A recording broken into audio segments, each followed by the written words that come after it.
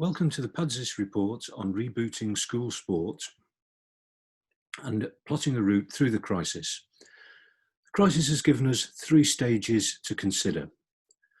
The first of these is the current stage we're in, the immediate response to the closure of schools and a set of circumstances which hadn't been seen before.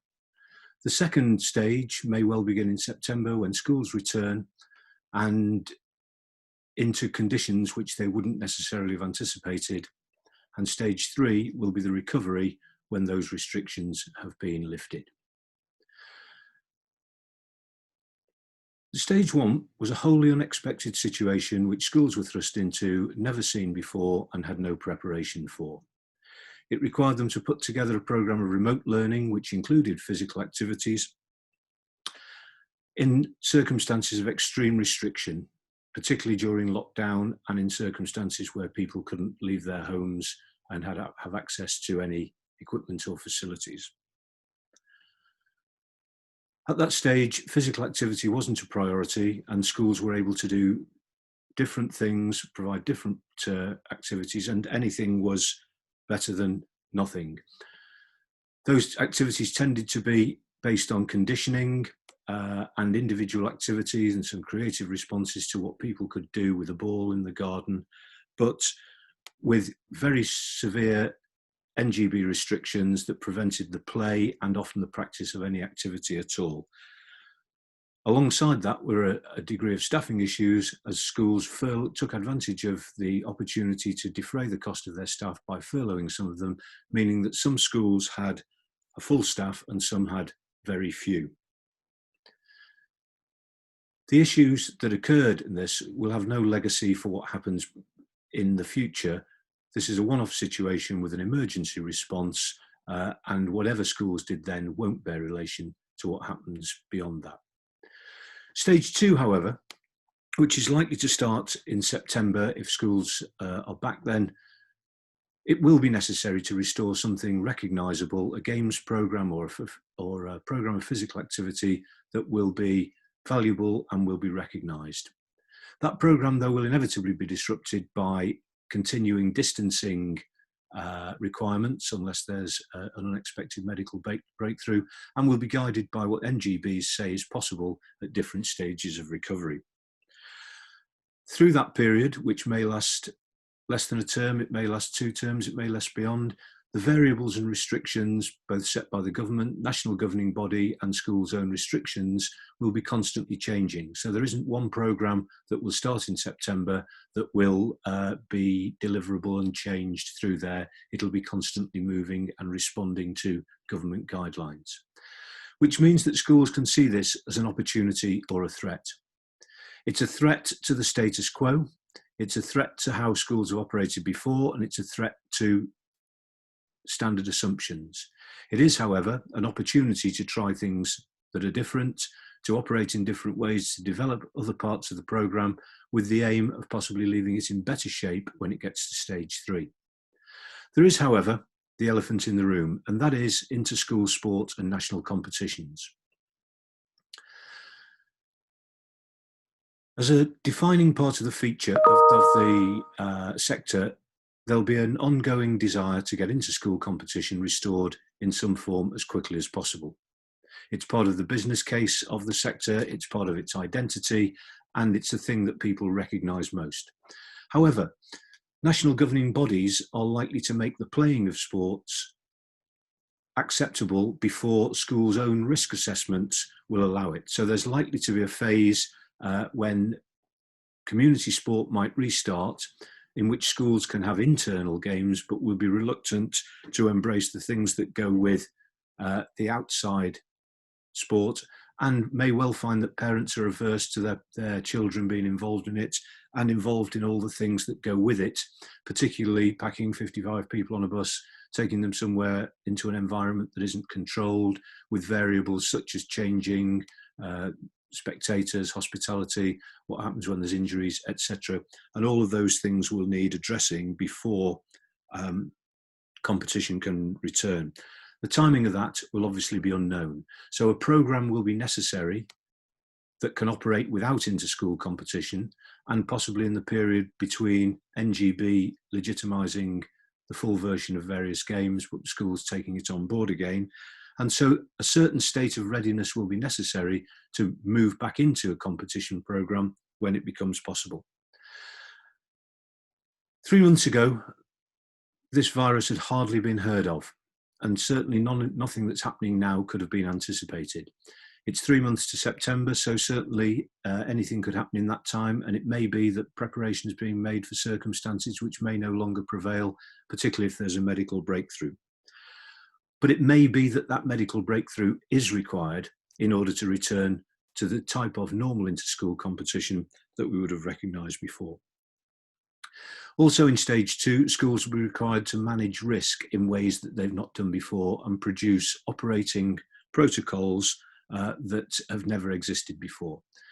They'll be guided by national governing body restrictions, which will determine how recognised sports can be operated, and under what circumstances, and also which facilities will be usable and when they can be and how they can be operated.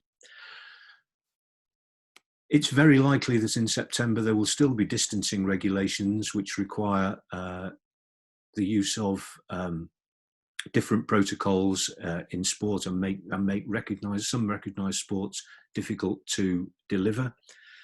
It's very likely that the cleaning of equipment, of facilities, of changing rooms, etc., will be more significant than at any stage in the past. And those hygiene protocols, which equipment can be used and which can't, how often it's got to be cleaned, how it's dealt with, will be a challenge for schools returning in September. It's unlikely that changing rooms will be used as they're not being in China and Denmark and the schools that have already returned, simply because the pressure to clean them, the crowding, etc., will make it impractical. And it's likely that pupils will come to school in the kit that they'll use. And it's also likely that schools will require them to wash that kit every time they use it, since it's known that the virus can transmit from that. Travel will present a problem, although travel in sport will be no different from travelling to schools, and the many schools who have an intricate busing arrangement with the challenge of getting pupils to school, and if they can master that, then it should be simpler to travel within the sporting context, which will be a particular challenge for schools that have off-site fields and the many schools who also use external facilities, particularly with their senior pupils, to provide variety within their programme.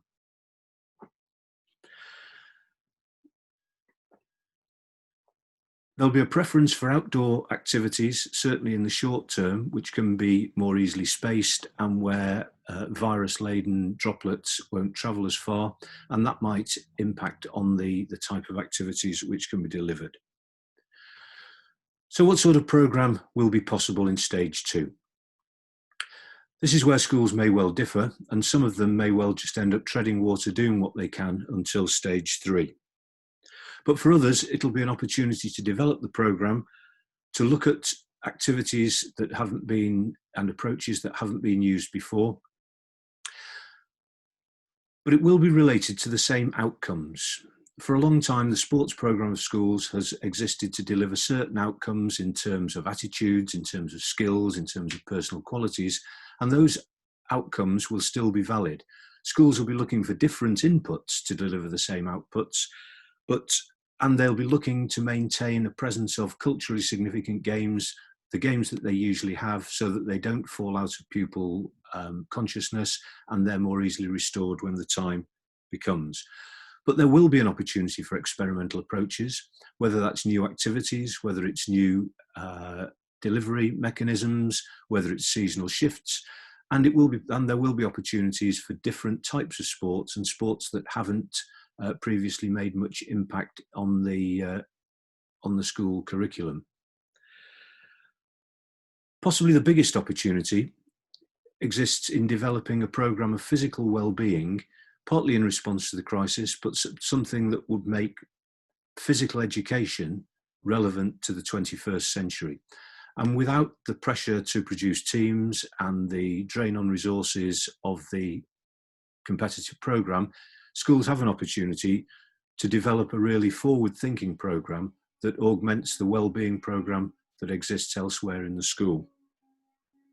There's also the opportunity to shift the seasons.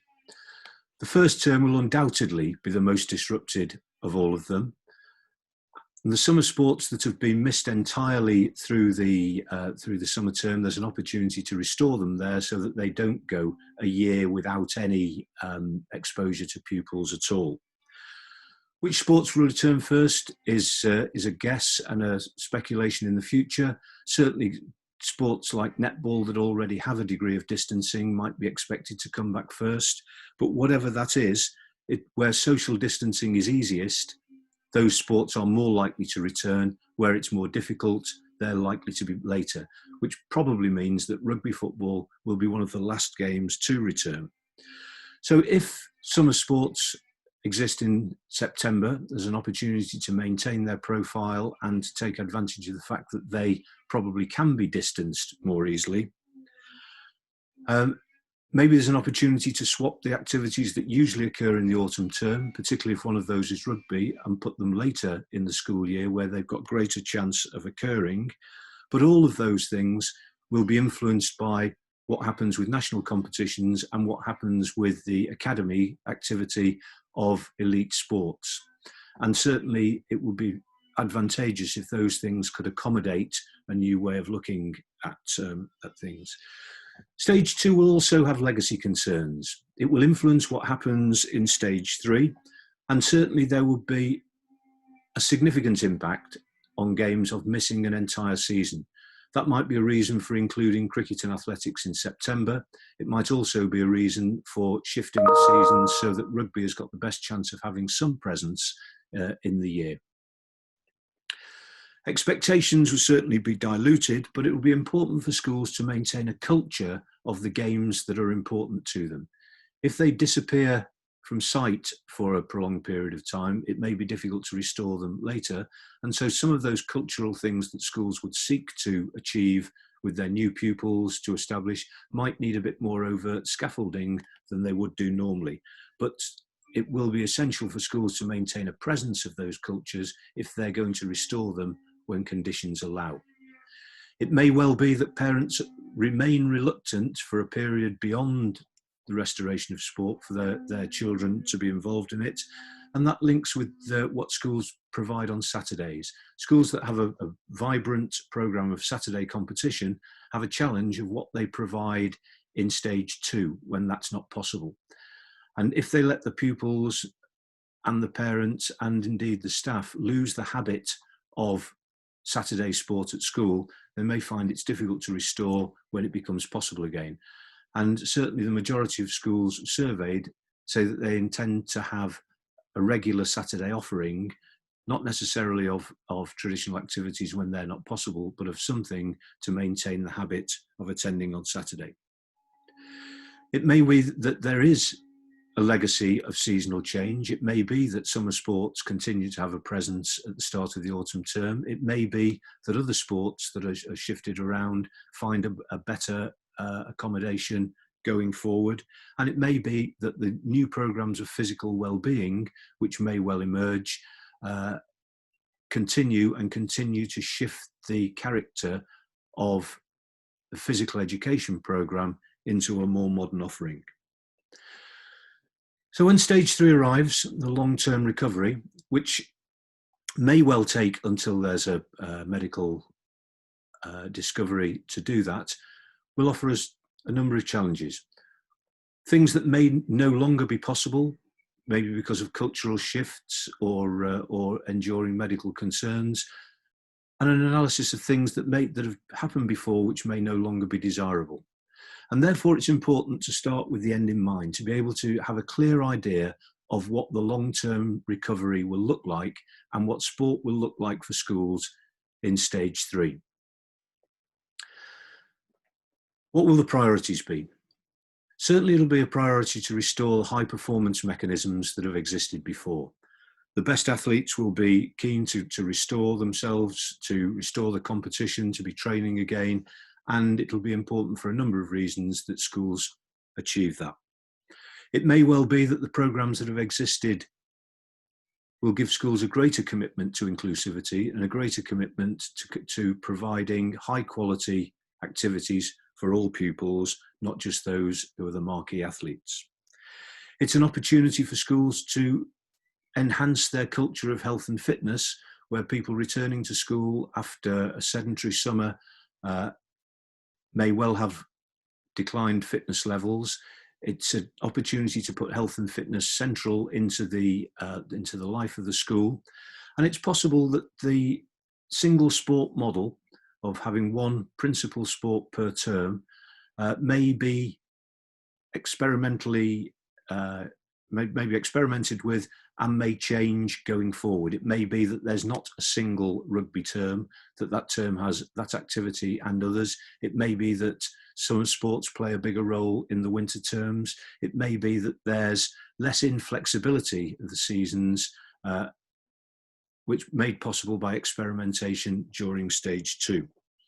And it may well be that there's a progressive PE programme that's focused on well-being, but the final challenge will be restoring the culture of commitment to traditional games, commitment to competition, and commitment to inter-school sport. We have a longer report on this that, if you'd like to download, is available on the website. Please do keep in touch, and good luck with the next stage.